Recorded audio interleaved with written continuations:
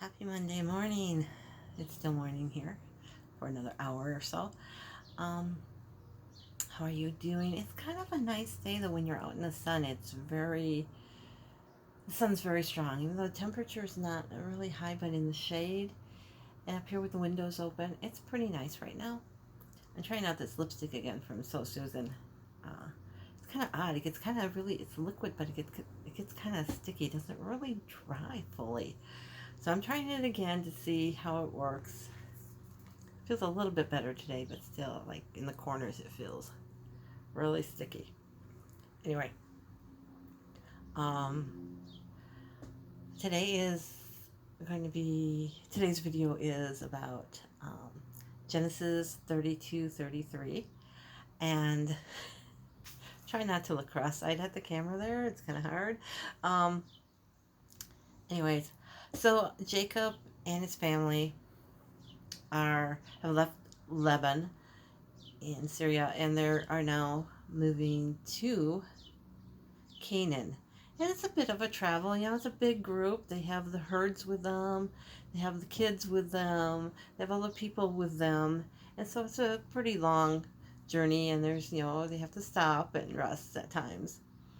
And Esau has sent Jacob has sent messengers to Esau saying that he's on his way. He's very nervous because Esau had threatened to kill him 20 years ago. So the messengers came back saying that Esau and 400 men are on their way. And so Jacob got really worried. He's like, 400 men? It always looks like there's something on my lip there. It's got to be the camera or something. Anyway, so Jacob went and he split his herds into two. He had one herd in one area and the other herd with him. In case they're going to get attacked, at least half of his herd will be okay. He was just taking precautions because he's a very tricksy kind of guy. He's very cunning, and he's very planning, and so he's planning to protect this. And so he had actually he planned to have first the handmaids with their children, and then Leah with all her children, and then Rachel with Joseph, and then he would be like behind them when they greeted Esau. And they get to an area and they stop for the night. I think they're by a river or something. I didn't write that down, but they stop for the night, and Jacob ends up wrestling with somebody. And it's kind of funny because this is kind of an important little passage, but it's just a really tiny little verse or two. So Jacob is wrestling with this person, and the person does something to Jacob and dislocates his hip. And it ends up where,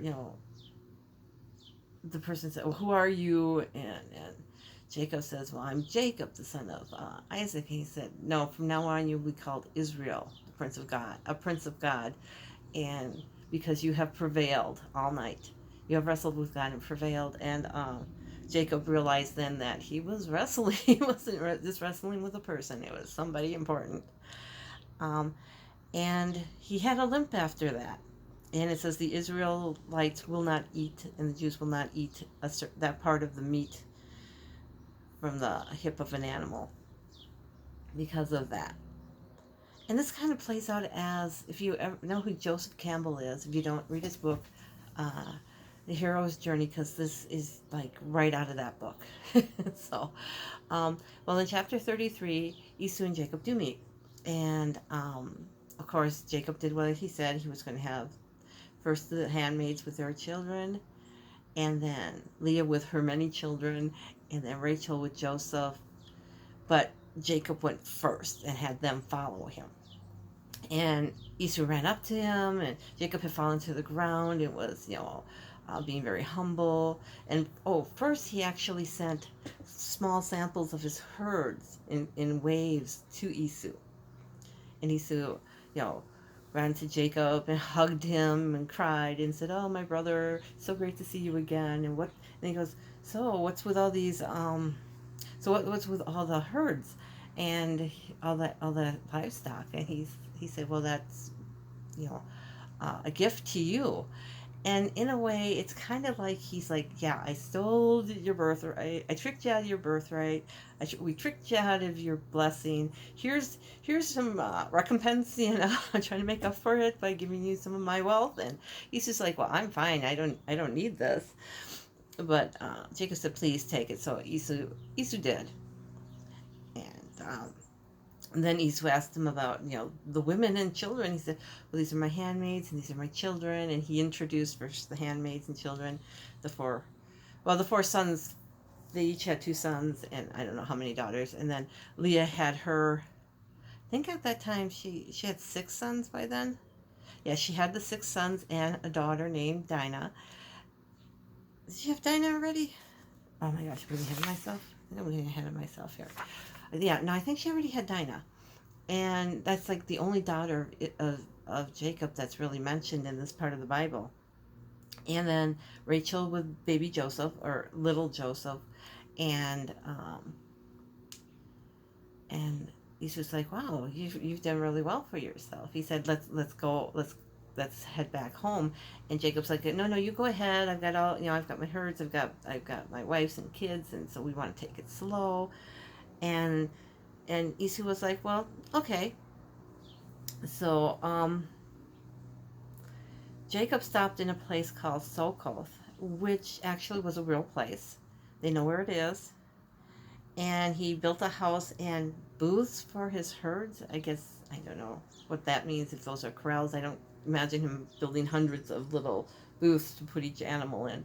So, but they encamped outside of a city named Shechem. Now, I thought the city was named Shechem, but actually, when I reread the Bible, it was the city of Shechem. So Shechem is a person, and a lot of these, and it just dawned on me that a lot of these place names are actually the names of the primary person in the story that's from that city. So, but he bought a piece of the land from Shechem, and or Shechem's sons. It must have been Shechem. Bought it from Shechem and his father, and he built an altar there and called it. And it doesn't say what he called it, but he said, "The land, the God of Israel," when he built the altar. So, anyways, this is where the story starts getting pretty. A bit. It goes a bit to the side here in the next chapter, so I will do that video later. Yeah, I was kind of shocked by chapter 34, so I will do that one later with 35. I hope you enjoyed this video and that you might have learned something from it. I'd like to hear what you think about Genesis and all these stories that were written so, you know, thousands and thousands of years ago. It's pretty interesting. We're getting closer and closer to where the historians and archaeologists are beginning to say, well, yeah, this was a real place. Yes, the Israelites are mentioned here. So, you know, because most of this stuff, there's no actual hard evidence of it.